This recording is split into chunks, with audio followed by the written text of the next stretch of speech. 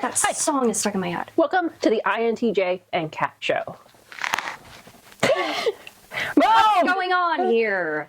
In the last week, we've encountered an interesting phenomenon. Phenomenon. An ENFP? An ENFP, a phenomenon. I'm an INTJ with a calico cat. Mm-hmm. We have a friend. It's HOPE. INTJ with a calico cat. We want to feature your cats or dogs or whatever, guinea pigs, bunnies, horses, birds. You know, you did say once that you wanted to type a fish, and we could just watch Finding Nemo. No. No one has sent me a photo of their fish yet. I need a picture of someone's pet fish. No, but I think this is the best thing that we've ever done. You guys have been like just really good, flooding us with pictures of your pets, and they are adorable. Lots of cats, but there are some cute little dogs out there. There was a bunny. I cannot wait to share all of them. Yeah.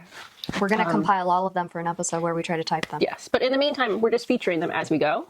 And today we are featuring these two adorable little kitties. Ta-da! Leah and Baxter. Let me check. Yeah. Can you give the entire comment that went with it? Yeah, okay, so this is Leah and Buxley, sorry. Leah Buxley. I'm not sure which is which. They said, I wanted to name him LG27 cubic feet smart counter depth max French door refrigerator, but my mother vetoed. Love that name. And you know what? We have learned not to let her name things because she usually names things very weird, but sometimes you do come up with really good names. When they hit, they hit. Our cat Archie, I named him Archimedes. Great name. He actually is kind of stupid. He's not smart enough for that name, that but one missed. Great name. We had an owl. Okay, wait, how do you say it? Dostoevsky. Yep. And it just fit him. Just fit. Let me clarify. We did not have a pet owl. owl. We just had an owl who came and lived with us for 2 days. He was like a neighbor, a friend. Yeah. Like, he hooted, he sat in the thing, he drank water. I like to think he's still out there. He didn't die, he to just our doesn't, knowledge. like, he just visit. moved on. But Yeah. it was a surreal experience. It was Owls bizarre. are my favorite. Your favorite animal, and it showed up My on favorite your animal. birthday. It showed up on my birthday, and he just chilled, and I just knew. I knew in my spirit. I knew in my soul what his name was. Yeah, but so those are cute kitties. Did you have the poster, the owner's name? I have their username. Let me show their username. L Purdue 03. Our friend L Purdue 03. Your cat's adorable. So cute. Hi, welcome to the ENFP and INTJ show. This is your host, ENFP. She's certified with the Myers Briggs Foundation. She gave them money and they gave her knowledge. Heck yeah, and a certification. I'm INTJ. I'm not qualified for any of this, but I like patterns. She does appreciate a good pattern. Maybe a bad one here and there. Yeah, quilts. The patterns on quilts. Yeah, hell yeah, I love quilts. I want a quilt. I was thinking about that recently. I want a sweet old lady to quilt me a quilt. You could learn how to quilt and become the sweet old lady. No, I want a sweet old lady to do it for me. So today's topic, we're talking about Fruit Loops. The loop-de-loop. The loop-de-loop of your personality. And my personality. And her personality. Because we all have a little loop-de-doop that you probably have done at least once. You have gone on the loop-de-loop ride. You might do it every day.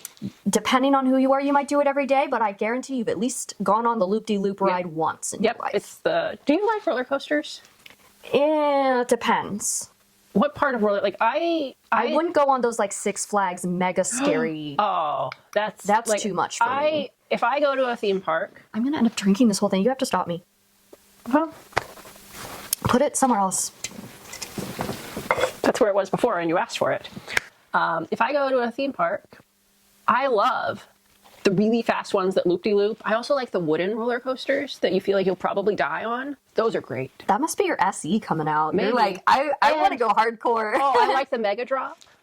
Man. Yeah, where you go up, and then right before they let it go, you turn to the person next to you and say, hey, what if it breaks? Oh, and then you're just doing it to mess with people. Well, no, because like if you're trying to reassure yourself on a roller coaster that everything's going to be okay, then you're not getting the full adrenaline. You wouldn't do that to me. What if it breaks? You wouldn't do that to me, right? You would do that to Erica. Yeah, I'd do it to Erica.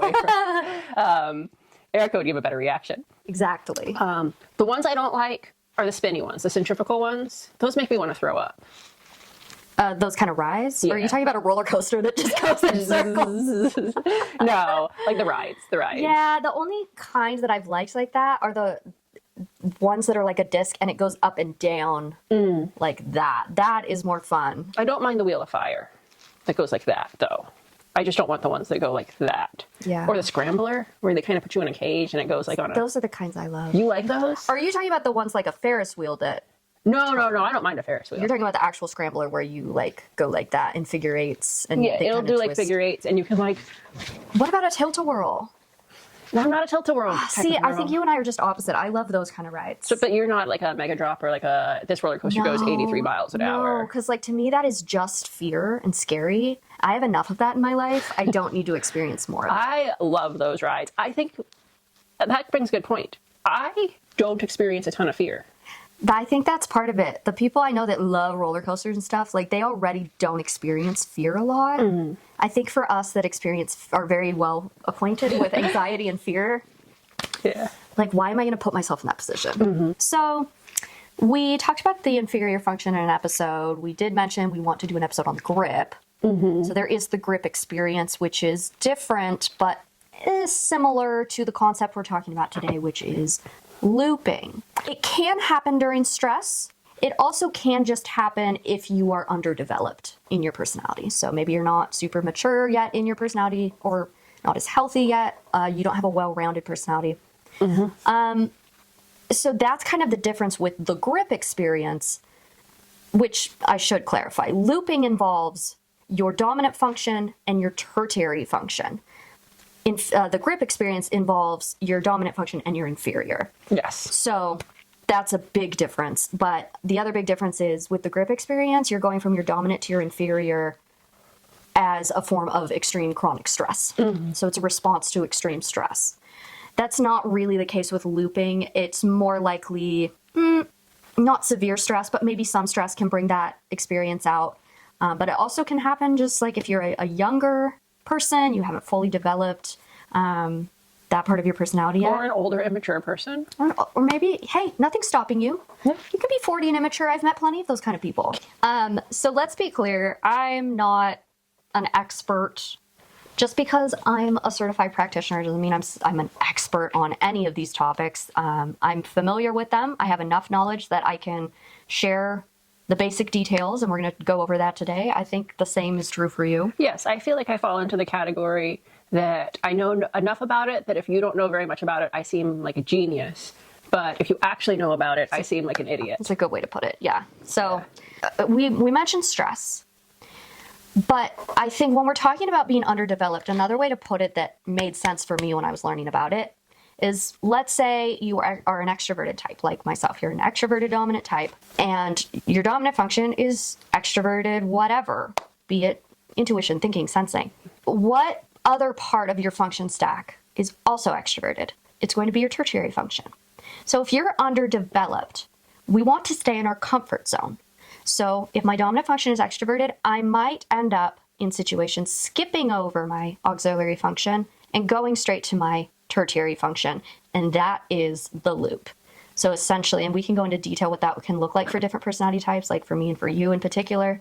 But that's a really good way of explaining it too, because I can look back on my life and see, oh, that kind of explains why I did X, Y, Z. Yeah. Because I was underdeveloped, and it stays in your comfort zone. So for you, being NI, your tertiary function is TI, so you'll skip it's over, FI. or sorry, FI, so you'll skip over your auxiliary and loop that way. So you're basically skipping over your auxiliary and ignoring it Yeah, it's like until it can no longer be ignored. it's like lesbian partner number one is driving the car, Yes. and they're ignoring I was like, where's this going? their partner, their spouse, Yeah. and just listening to the child who wants McDonald's. Yeah. And I think that's Yeah. And I think it's fair to say eventually that will catch up with you. Eventually your auxiliary function is going to start screaming and get your attention. But unfortunately, it doesn't necessarily mean that breaks the cycle. That's part of maturing, is you can stay in that cycle, like the auxiliary screams at you, gets your attention, so you pay attention, but then you just go back again. It's the same cycle again. And you do the same thing until your auxiliary is screaming at you, rather than learning I'm going to intentionally take the time to listen to my auxiliary. you're creating a pattern in yourself where you're teaching, like, this is the way that the auxiliary function functions, not there are other ways. So again, using like a family dynamic system, It's like you're reinforcing all of that behavior. So that'd be the behavior that you continue to do. And then you're like, why is the only time this person talks to me when they're screaming at me? It's like, oh, that's because it's the only time you listened. Yeah, that's a great analogy. But I also like the idea of it being a comfort zone, I think makes a lot of sense. If you're very used to introversion or very used to extroversion, that's why you're going to circle to your tertiary function. So I wrote on our whiteboards here, if you want to show yours, an example of what it looks like for the ENFP, what it looks like for the INTJ. So in green here, dominant and tertiary functions. So essentially... How do you approach the, like, there are some theories that a tertiary function doesn't have an attitude. So is it that the dominant function is inflicting attitude on the tertiary function? When I did the workshop, that was mentioned that generally the Myers Briggs Foundation, they don't assign an attitude to the tertiary function. But I see online a lot of people do. And when it comes to looping, in order for looping as a concept to work, really, like, you have to assign an attitude. So I don't know, it seems to be hotly debated in the Union Myers Briggs community. But for the sake of looping, we're going to go ahead and go with it. Yes, our tertiary functions are going to have attitude. They have an attitude, especially when you're looping. Doop-de-doop. So I don't know if you have any other comments before we get to the couple articles I had to kind of go over examples. If you have anything to say about looping. I feel like you knew more about looping than I did. Yeah, I think for a while. I'd heard the term and I briefly brushed up on what it meant. And then a lot of things that tend to be in this realm, I didn't need a ton of explanation because it was it's as soon as I had the language, I already knew the concept. Yeah. If that makes sense. Like if you see kids outside throwing a circular sphere into a hoop. Yeah. Over and over and over again, you could even pick up the sphere and throw it in the hoop, and then someone's like, "Oh, that's basketball," and you're like, "I have the language for it now." Yeah, that makes sense. So I think that was a lot of what my experience with understanding looping. That's my experience kind of with all of Myers Briggs. Yeah. I think we've talked about that. Once you learn the label of ENFP or INTJ or whatever it is for you, it's yes, this is a way to explain what I've already known. Yeah. So I pulled up some specific examples. I think we'll go ahead for the sake of time, just look at examples for ENFP, examples for INTJ. What does it look like when those two types are looping? I know we have a lot of INTJs in our audience, at least so-called INTJs. I don't know you, but I'll take you at your word. I think that will be helpful for you guys.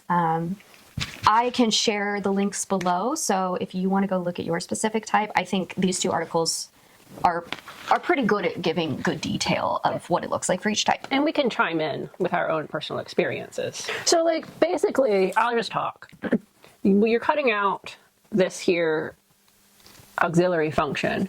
So for me, NI and FI is going to be a ton of here's a concept, how do I feel about it? Here's a concept, how do I feel about it?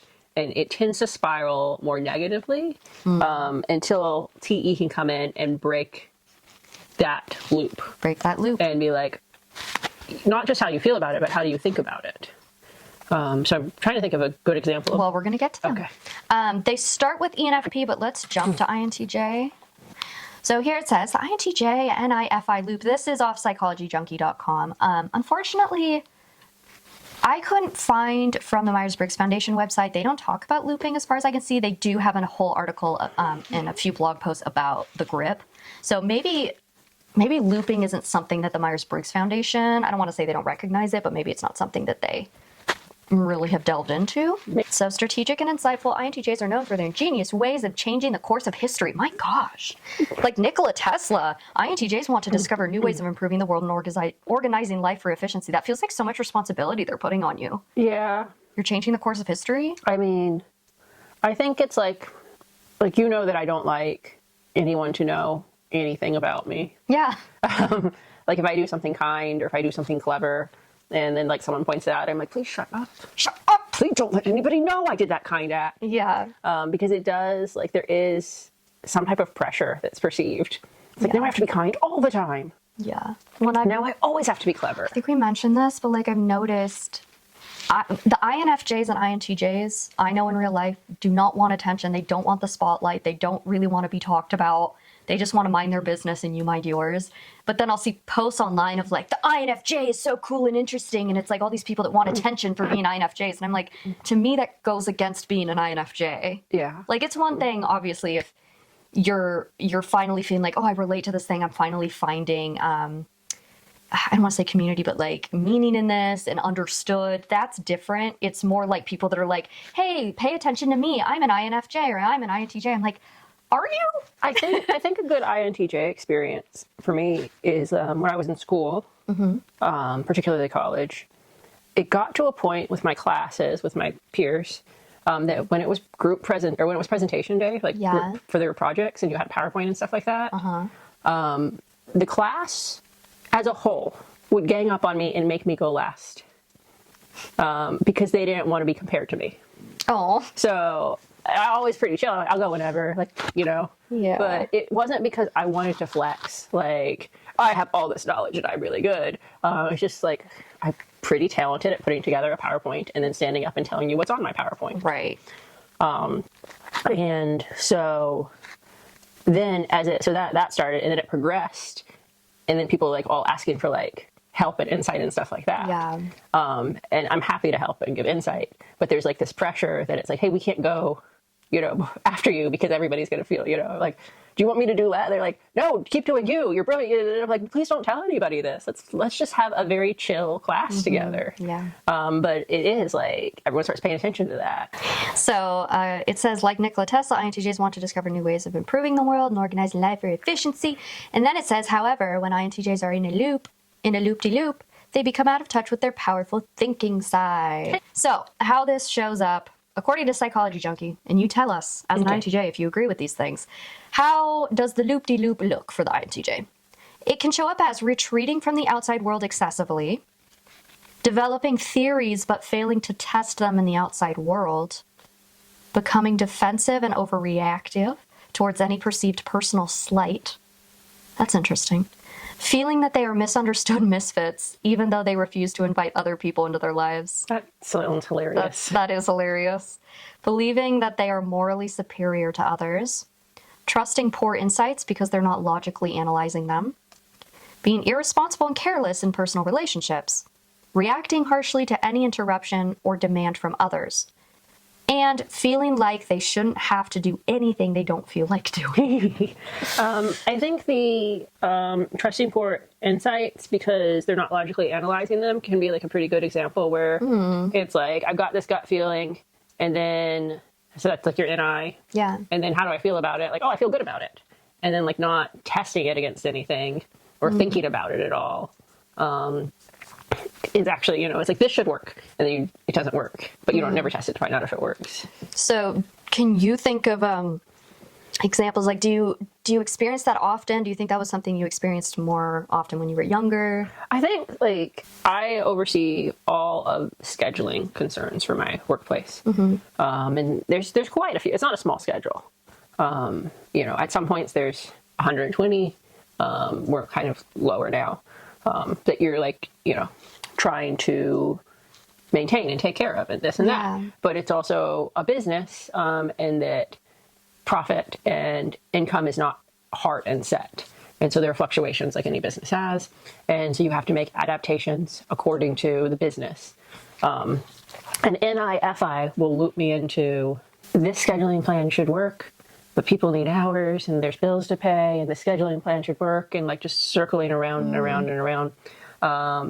Without like the money will come and without TE jumping in. And like there's sometimes you have to make decisions and have to have conversations where it's like, hey, I know you want 40 hours. Like your performance is not there for me to justify giving you 40 hours, especially in the sales like season. So I'm going to give you 30 hours with the possibility, and like I look for more possibilities for them, like with the possibility of you being able to pick up another shift, or with the possibility of you working on these things to help justify, like, but it just gets, otherwise it's into this like this hopeless like, we're filling in the schedule and there's not enough hours for anybody and they're all going to be homeless and it's going to be my fault and the business won't run and we're filling in the schedule. And Does that happen every time you're scheduling, or it's just like if it's especially stressful? and that was like, especially at the beginning, right, when we were making adaptations to sales, or it goes the other way where it's like, oh, we're projected to have a much higher income this month in the scheduling, and it's like, we need to hire 17 million people and the business isn't going to run and everything's going to collapse and people are going to be tired and they're all going to hate, you know, each other and it just, you know, there's a catastrophizing on emotions that takes you back into like the, and we'll fix the and it's just like you're taking the theoretical like in these circles, but like TE steps in with practical solutions. Like, hey, this person is part-time, they're probably willing to work an extra 10 hours a week.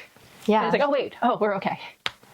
Thank God for TE. Thank God for T. So is there anything else on this list that you can think of examples of, or you're like, oh yeah, that's me? Yeah, I mean, I think like the intuition will get really high. Not the intuition, the introversion will get really high. Yeah, the retreating from the outside world. And I already, like, and we've talked about it, because of the lifestyle that I live with my work and other things, I have to be extremely social.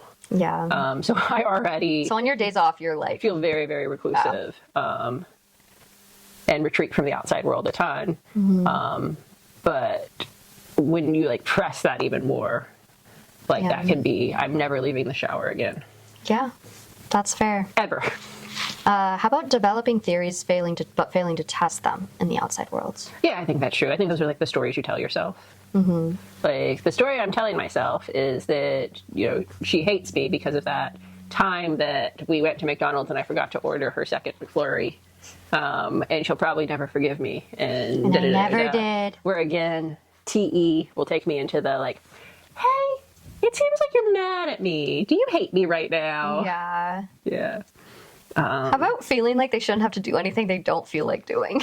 This is so funny because I always think that wanting to do something deserves a little bit more validity in my life than other people count it for in their lives. So I was talking to a friend once, and they're like, we had a mutual friend whose car had broken down. And so my friend had been like being very, very gracious and like taking the places, driving them, picking them up, And then this person with the broken down car needed another thing, and my friend was like, I don't want to do it, but I can do it, but I don't want to do it. I'm like, yeah, but you don't want to. And so I feel like that's just as valid. Like, it's you're the one choosing to be gracious. Like, it's not obligatory. I think this one time you saying like, hey, this is last minute and I don't want to do it is fair. Yeah. But I think that this is more talking about like when there are obligatory things in life. Like, I don't want to clean the kitchen, but eventually you have to clean the kitchen. Yeah. It's just an obligatory part. I don't want to pay rent. Well, so you probably should still need to pay rent. Yeah. Because it takes out like the T that's telling you the whys behind things. Right. Yeah, because T is a good why. Like, I think you'd be hard pressed to find a type that asks more questions than an INTJ. Yeah. Like, it goes 4-year-olds, INTJs. The rest of the world. Yeah. And we had that once. We were driving somewhere, and I was like, how many questions do you think someone asks a day? And it was a startlingly low number when we looked it up. I think it was like 27 or something. It is. And I was like, I think I asked 27 questions just driving. Let's rank the types on how curious they are. Right now? No, eventually. Put it on the list. Yeah. But T is your question initiator. Yeah. It's the one that's telling you to ask the why and finding out the whys behind things. Yeah. And I think for like an INTJ, that's a huge motivator. It's like, why are we doing this? Oh, okay. Right. I think that's any NT. It's probably going to have a, why are we doing this behind it? So when you cut out that and you're just focused on these are my vibes and this is how I feel without any T to ground it, it gets really hard. Right. So I'm going to jump up to ENFP. If you have any other thoughts about like, oh yeah, that reminds me, then just jump in. Because I'm sure there's lots more to say about the INTJ looping. And if you guys have more thoughts or want to hear more of our thoughts on certain things, let us know in the comments if we don't get to them. So ENFP, as we put on the whiteboard, is NE to TE. That's the loop-de-loop. That's the Fruit Loops we're eating today. That's funny that like that's the TE is the one that I cut out, but it's the one that you're going to. That's our tertiary one. I was interested when we were talking to John because we were starting to piece together part of our friendship, I think, is The FIT. strengthening. Yeah. It is interesting. ENFPs are often the visionaries of the type community, open-minded and enthusiastic. The world of possibility and innovation draw them in. When ENFPs get in a loop-de-loop, they chase after ideas and accomplishment without reviewing input from their feeling side. This means they get stuck in idea generation and action without checking into their values, feelings, and individual ethics first. How this can show up. Chasing after ideas without checking in to make sure the ideas coincide with their values or ethics. Before moving on, absolutely yes. I'm thinking back for many years. That's actually a good story of how we restarted the podcast, because for many years I would do a lot of creative projects and I would spread myself too thin in ENFP fashion. I was doing all these different creative things. And it finally hit me that I was like, I don't feel fulfilled, because for years, maybe I was just in this loop in that area of my life where I was taking ideas and, okay, let's act on it. Let's act on this idea and this creative project. Let's act on it. But finally, after years, it would catch up with me that, like, I'm not fulfilled in any of this. Like, it's fun in the moment, but I feel like I want to do something that feels fulfilling and can combine a lot of the things I love. And that was the podcast. The pod. So that's a great example that I can give personally. I think a sillier example is the bell tower story. Yeah. And I'm sure we've told it before. Yeah, but tell it again. We were at a bell tower. We had the opportunity to climb to the top. And bell towers are several stories tall. And to climb to the top is not like a nice spiral staircase or something like that. It was just creepy ladders. It was just ladders. But we had the opportunity and it sounded fun and it sounded exciting. So she said, let's do it. And we got to the third floor of the ladders and then her feelings caught up and she was scared. I realized I made a grave mistake. Yeah. So I think that's a sillier example that this yeah. And so that was an example of just like underdeveloped personality and, you know, and just. even if I think we would have taken like, hey, let's climb to the top. Yes, that sounds so fun. Let's all pause and make sure we feel good about this. Yep. If we would have taken a 30-second pause, we wouldn't have gotten there. But we just I had no problem with it. I felt great about it. But Continuing on, chasing success through a series of superficial, short-lived goals. that was exactly what you just said with your story. Yeah. Spending an inordinate, what a fun word. Spending an inordinate amount of time on busy work only to regret it later because it doesn't provide true meaning or fulfillment. Again, pretty much what I was talking about. And I think that example was a little bit more of like a bigger, long-term, many-year process. I'm sure there's other. Would you ever small have like a examples. situation where like you needed, like when you were in college, like you needed to write an essay and you kind of did everything but? Oh, I'm trying to think. Like, let me get all of my research sources. Let me outline this. Let me now work on this thing over here that has nothing to pertain with. So like just filling in the. It was a weird form of procrastination almost, where I'm not completely procrastinating. I'm doing all of the work around the thing and telling myself, oh, I'm just preparing. I'm doing all the prep work, but never actually wanting to get to it until like a few hours before it's due and like, okay, I got to get it done. Yeah, but like you probably didn't need to do 75% of that prep work. Yeah. Overreacting to perceived offenses without taking time to internally process what's happening. That has happened on rare occasion. That is more when I'm like really stressed out. I'm already moody. That's when that can happen. I can think of some times where I've overreacted. What's that supposed to mean? Yeah, I think it's the perceived part of the offenses. Yeah, the perceived offense without taking the time to internally process what's happening. Do you feel like the bravado to which you sneeze is a choice? Okay, let's define some things. Bravado, or you mean like the volume? Like the entire aesthetic to your sneeze. The performance? Yes, the performative nature of your sneeze. Do you feel like it's a choice? In a way, yes, because you are able to kind of silence your sneeze. Well, because I just had to sneeze and I had a very kind of quiet sneeze where like achoo. But the other day when I was sneezing, you sneezed very I was loudly. like, achoo! It's almost like bless you. And I was like, thank you. I just wanted the attention. But yeah, I think loud sneezers really just they My want attention. mom is an INFJ, does not want attention, and she has the weirdest sneeze I've ever heard in my life, and it is extremely loud, and she's embarrassed by it, but she can't seem to control it. Interesting. She cannot sneeze quietly. Yeah. She basically like starts speaking a gibberish language that like, I don't know, it sounds like a weird alien language, and she'll do that for a while, and then she'll have her big sneeze, and it really scared me as a child. How do you sneeze? People tell me I sound like a mouse when I sneeze because it's a very like you little suppress your sneeze. Yeah. Yeah. But do you feel like you could sneeze loudly if you like I feel a sneeze guess. coming on, you could be like, "Achoo." I guess I could, but I would have to really force that. Yeah. My natural is to be like a Okay. I'm just curious because I find the experience that I will sneeze as loud or quietly depending on the environment, because I think like sometimes I think it's funny and you can get attention. It is. Sometimes I think it's inappropriate and you should sneeze quietly. I do think loud sneezers are funny. But if you know, how many loud sneezers could be quiet sneezers if they, you know, like you're at grandpa's funeral in the middle of the service, you probably shouldn't be a loud sneezer. So imagine you go to our video and you're scrolling down the comments, you find the timestamps, and buried within everything, a random diatribe about sneezing, the performance of sneezing. The performative nature of a sneeze. INTJ discusses in depth the performative nature of sneezing. I think that there is a performative nature to singing. You never know what you're going to get on this podcast. That some people sneeze inappropriately, and I think that there are a lot more people, a lot less. I think that the percentage of people that can control their sneeze is much larger than the percentage of people who can't control their sneeze. You might have like 3% loud sneezers that can't soften it, and like, 2% quiet sneezers that can't make it louder. And that gives you like 95% of people who sneeze because they choose to sneeze the way that they sneeze. Man, our yapping episode's going to be wild. You have no idea where it's going to take us. What if we're totally focused on that one and we have nothing to say? That would be ironic. All right, shall I continue? Do you have anything else to say about sneezing? Do you like to demonstrate a sneeze? No, I already had a sneeze. Okay. Y'all might have seen it. It was quiet. That's what started this all. All You right. seem very upset to be talking about sneezing right now. Some people have a sneeze fetish. I've seen that. It's weird. If you have a sneeze fetish, get help. People will like make compilation videos of like their favorite like internet person sneezing. So you better be careful. I don't like that. Yep. Just putting But it out I there. suppose if the internet people are sneezing loudly and they're choosing to sneeze, maybe they're choosing to participate in that.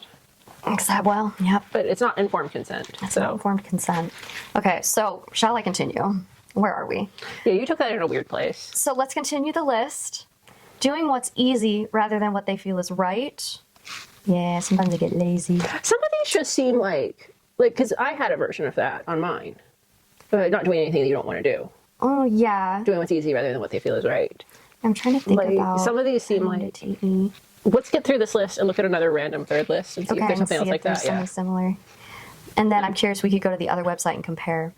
Burying negative feelings by chasing after achievement. That one's interesting to me. I wouldn't say by chasing achievement. Novelty? Yeah, I would say by chasing novelty, burying negative feelings. Yeah, just by trying to distract myself. I'm not personally like driven by achievement. In fact, I'm more driven by starting projects, but then I don't finish them. So it's not really an achievement. So I disagree with that. I don't know if that's just because I'm a weird ENFP or if this author is a little off there. If we put you back into a school setting where, because there's a lot of time in life that you can start projects and not finish them and it doesn't mean anything. It just means you didn't finish a project. Yeah. But let's say like in school, you had a project that you had to do. You either fail or you get a grade. You get rated on it. I was such a procrastinator though that like that still would be the last option because that usually was the thing bringing up negative feelings. Ah, I see. So then I'm like, I'm going to go do that creative project I've been wanting to do, or Okay. I'm going to go rearrange my room. Because I was going to be like, would you want to achieve, I'm going to get the grade so I don't have to deal with whatever else. No, and see, to me that sounds like an Enneagram 3 thing. It does. And I've but never related with that aspect. I was just trying to contextualize in an area where it's like So I don't know. you're actually getting judged on Yeah, your it could just be me, accomplishment. or maybe this author. Yeah, they're off. I don't know. Struggling to put themselves in other people's shoes without projecting. It Struggling to makes put sense themselves in because other people's shoes. FI is your gateway to empathy. True. That so I kind of see the FI in that maybe in maybe a slightly immature way. Yeah. But that's kind of how I use FI to relate with people. Yeah, but if you cut AI out, then you're not able AI? to. If you cut AI I out, cut the AI out if of you my cut personality. AI out, then you're not able to put yourself in other people's shoes. Okay, struggling to put themselves in other people's shoes without projecting. Mm-hmm. That's the part though, because I'm like, I feel like that's kind of FI though. In general, that's kind of how I have to It's like relate a with people. projecting. Is I a little bit project how would that make me feel? Trying to solve every problem with hard facts. See, that starts to feel a little bit like the grip experience or the inferior function experience, because it's like the Enneagram 7 to the 1 in stress. Big facts. That's very T. Trying to solve every problem with hard facts. Comparing themselves. Maybe it's been so long since I feel like I've had these experiences that I really have to, like, I don't remember. I would have to go through these experiences. She's claiming to have matured. Yeah, maybe I haven't. Comparing themselves to the successes of others. Yes. More so when I was more underdeveloped and more insecure. So I think that came from insecurity. So perhaps insecurity can be a trigger for looping. Sure. Again, I don't know if it's the successes. Maybe kind of. Trying to think if it's really the successes, like the achievements of others. Because again, that isn't a huge driving force for me. I just feel like that isn't quite the right word for it. And then lastly, becoming impatient and negative when having to introspect or analyze their values.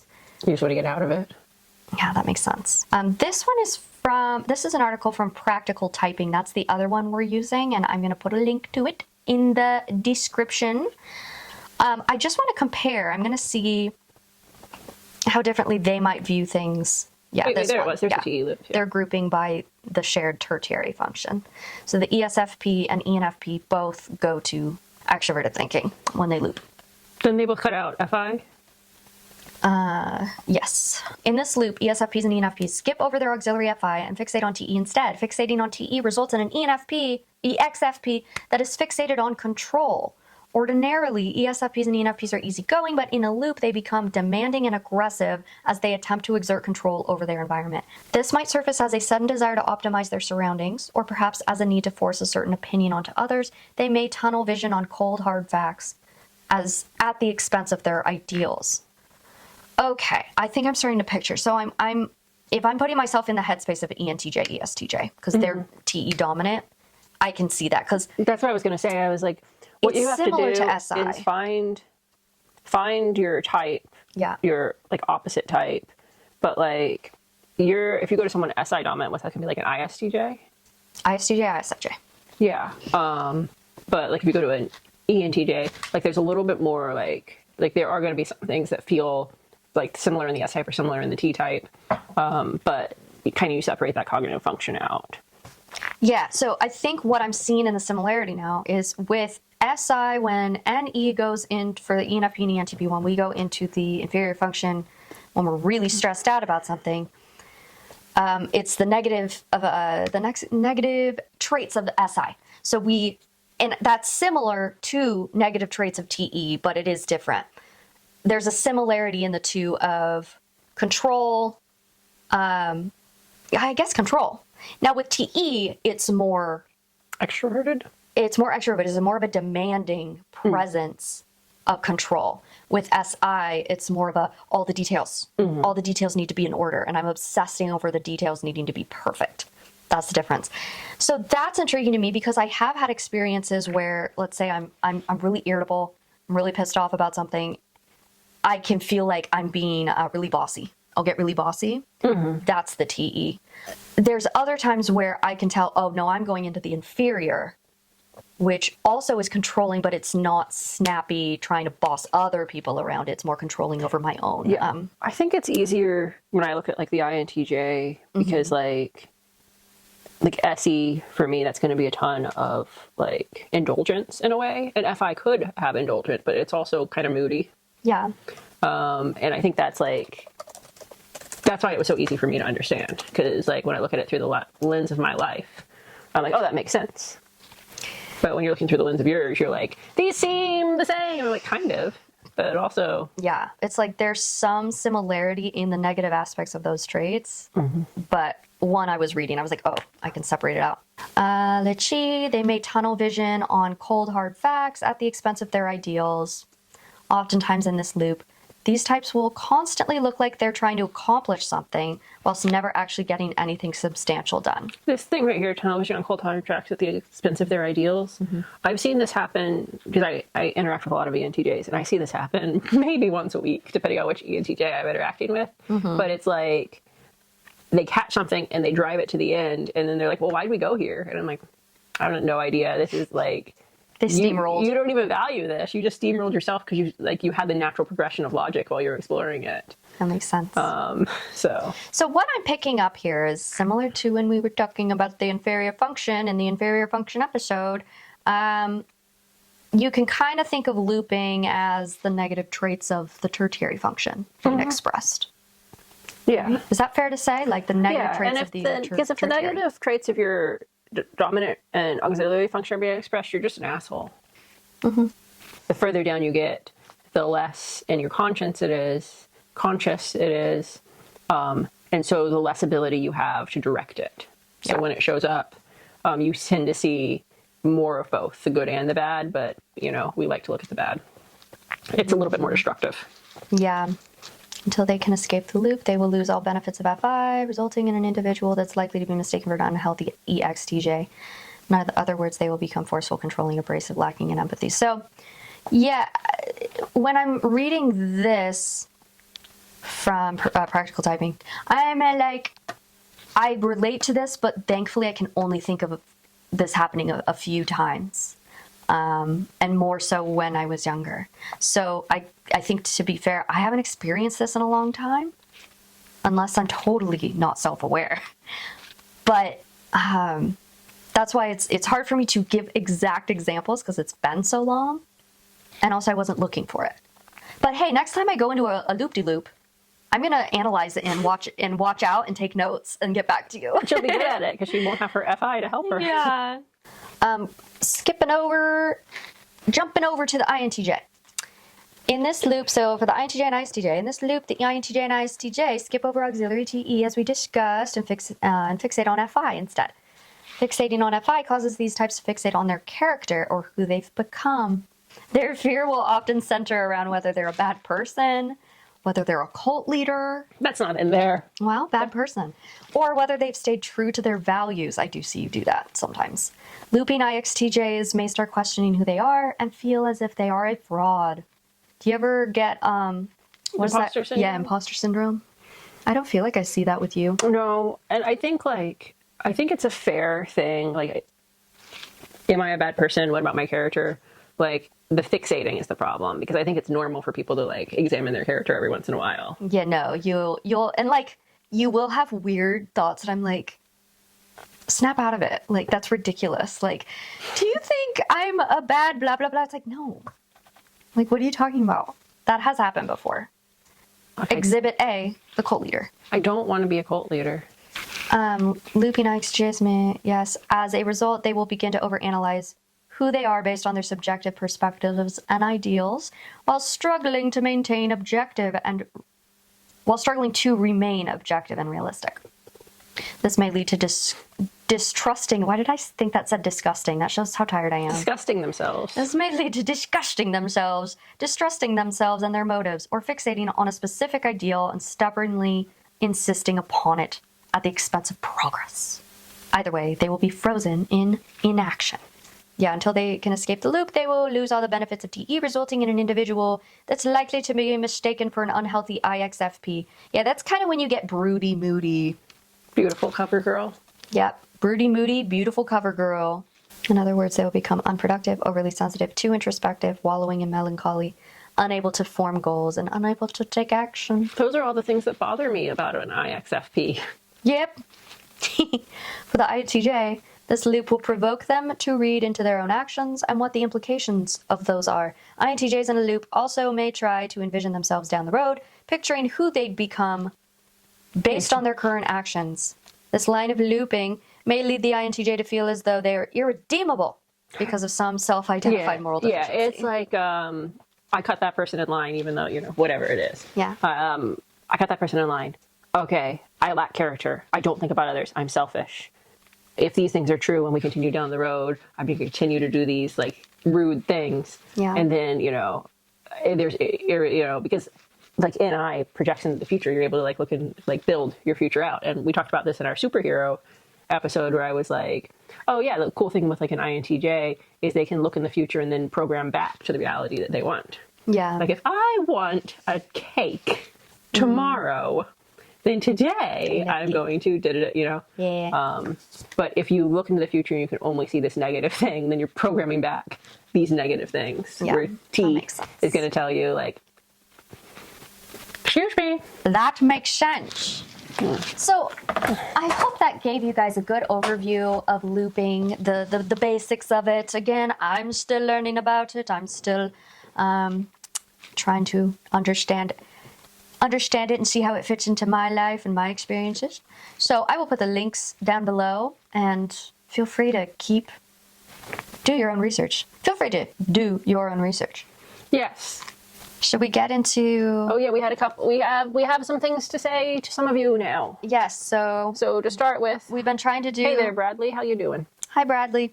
So we've been trying to include a little segment, when we remember to, in our video at the end, where we answer a couple questions or just respond to comments. Now, I did already respond to these two people, but we're going to go ahead and include it in the video. So if you have further thoughts, you can share. Mm-hmm. So, Amarantine Deer. They ask, what do you guys think of Dario Nardi's neuroscience research on types? And it's good that you're here, because basically what I told them is talk to Miss INTJ. So what do you think about Dr. Nardi's research on types? What I think about it, and what I said to this person is, I haven't gotten a chance yet to look into it, but I have heard you talk about it, and you seemed very interested in it, and I was intrigued by what you were saying, what you were relaying to me about his research. So I really need to look into it. And eventually, when we have taken the time to look into it, maybe we can do an episode where we talk about our thoughts on it. Yeah. His research is really interesting because it falls a little bit heavier into the pseudoscientific realm, because his empirical research isn't that empirical. It's not that provable or reproducible. I think he did one study that they were able to actually publish academically, and the rest is just like, look at these weird coinky dinks. Mm-hmm. But he basically got little caps that are connected to brain caps, and scan people's brains for brain activity based on personality while they were doing different things. And you like patterns. And I like patterns. And he then recognized different patterns that he was seeing. Yeah. And so I think the most interesting thing that he did was he kind of identified the different ways that brains light up or respond when they're activated. So an ENFP has the Christmas tree light type of brain, where they were finding different parts were lighting up kind of chaotically while they were thinking, and kind of came to the conclusion. While there are other brains that have very specific patterns that they see. Yeah. And then the INTJ or an INFJ brain that just goes into a Zen brain and then pops off once everything clicks together. Yeah. So that was pretty cool. Yeah, I mean, it's fascinating, but it's not provable. Much like all of Myers Briggs. Yeah, you kind of have to take it with a grain of salt. Mm-hmm. Take it for what it is. And then lastly, our next one comes from @101TAL10. Do you believe in shadow functions?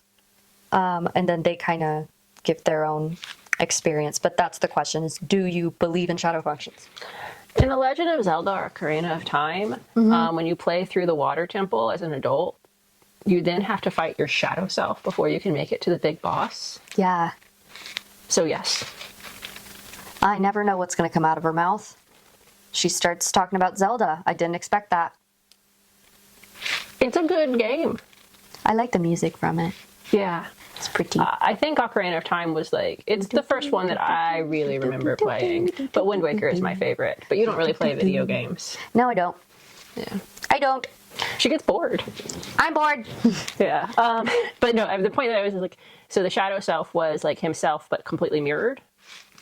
I see. Oh, it's like Peter Pan's shadow? Like a Peter Pan shadow type of thing. And, it was the nemesis in that. And Peter Pan shadow was kind of Peter's nemesis. But then they have to sew it back to him so that they stay together.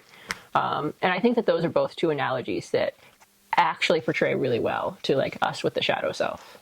Yeah, I think what I said in response to that person was, obviously Carl Jung talks a lot about the concept of the shadow self, and I've only dipped my toes into that. I still need to read a lot more of his work on that.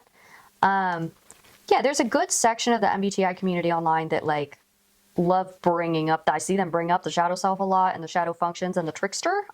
I hear people talk about the trickster function a lot, which the trickster would be, in theory, the 7th function in your stack. So we have hinted at before, we're thinking of in the future doing an episode where we talk about the shadow functions, the unconscious. What I will say is I don't feel confident enough to do that episode yet, but like with the brain science stuff you were just talking about, that research, it's fascinating. It's interesting. I told the guy, I don't know that I would use the word believe, like I believe in it. You don't use the word believe really at all. I think it's a concept, and like... Do you think there's merit to that concept? Yes. Like, I think, yeah, sure, there's merit to that concept. I think it's just one way, though, of labeling it. I think we might put too much weight on, like, the shadow self. It is really interesting and it's fascinating, but it's still just it has a small amount of influence over you and who you are and who you choose to be. I gave the person a personal example for me where I'm like, maybe there's merit to it. I find it interesting in that this is an ENFP theory. Better example, but you go I have ENFP theory, and I could be wrong about it. It's just one theory, but we've talked about before where I have had dreams where I predict the future. I have dreams where something happens in my dream, and then the next day that thing happens. And I think it's fair to say a lot of people probably have that experience, or at least once in your life. It seems to be an interesting part of the human consciousness, and what is that thing? So I already find that interesting, but I have wondered, well, NI would be one of my shadow functions, and so they say that when you're dreaming, that is the subconscious processing, or the unconscious, I don't know, both. So perhaps my NI is at work because I'm in a dream state and it's easier for me to access it. I don't know, but that's just a theory. Yeah, we've talked about that. Yeah. So that's one example I can think of. Yeah. Yeah, I think it's there. It has some weight, but like I said, it's just a part. It's not the whole. Yeah, it's like Myers Briggs already on its own is hard to measure. It's very conceptual. And now you're trying to go into a deeper part of it that's even more hard to measure and define, and is a little bit, maybe a lot of bit woo-woo conceptual. So, it's just something that you take it as it is. Yeah. But, like, comment, subscribe. Let us know what you think about looping. Let us know your favorite cereal. If it comes in a loop. No, yeah. It doesn't have to come in a loop. I like Apple Jacks. You like... Grape nuts. Grape nuts. I was going to say whole grape. Tell us how, when you encounter your tertiary function and you see it coming out with less parenting from your other two functions, what that looks like for you. I think it's true that for me, it really does look like kind of a crisis of character. Yeah, and I think it's true for you that you get really kind of bossy. Yeah. I think that's probably the easiest way to... Well, yeah, because I'm thinking, like, there's times where I'm doing photo shoots in the past, like photo shoots with other people, and I'm stressed out, I'll become bossy. And then I feel bad after. I'm like, I'm sorry. Yeah. But yeah, let us know what it kind of looks like for you. Yeah. Yeah, we're doing really well on the tubes. And we're still going to be active on the talks and the Facebooks and the gram. Absolutely. I guess we're on the gram. We are on the gram. I'm always surprised when I find out where we are. We're everywhere. We're everywhere.